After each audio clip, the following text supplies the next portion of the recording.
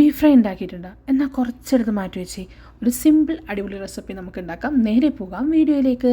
മിക്സിയുടെ ജാറെടുത്ത് കുറച്ച് beef fry ഇട്ട് ജസ്റ്റ് ഒന്ന് ക്രഷ് ആവാൻ പാടുള്ളൂ, അരയരുത് കേട്ടോ.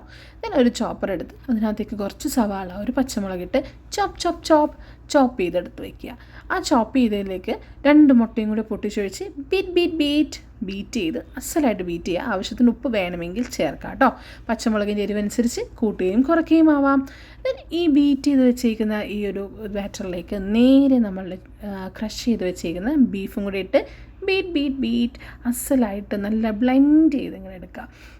നേരെ അടുപ്പത്തേക്ക് നമ്മളുടെ പാൻ വയ്ക്കുന്നു. ഇഷ്ടമുള്ള ഓയിലോ വെളിച്ചെണ്ണയോ ബട്ടറോ എന്തോ ആവാം. ബട്ടറാണെങ്കിൽ ടേസ്റ്റ് കൂടും. അതിലേക്ക് നമ്മളുടെ എഗ്ഗിൻ്റെ മിശ്രിതം ഒഴിച്ചു കൊടുക്കുക. ദെൻ ഫ്ലിപ്പ് ചെയ്തിടുക. നമ്മളുടെ ടേസ്റ്റി ബീഫ് ഓംലെറ്റ് റെഡി. പുറകെ ചീസ് ഓംലെറ്റിൻ്റെ റെസിപ്പി വരുന്നുണ്ടേ.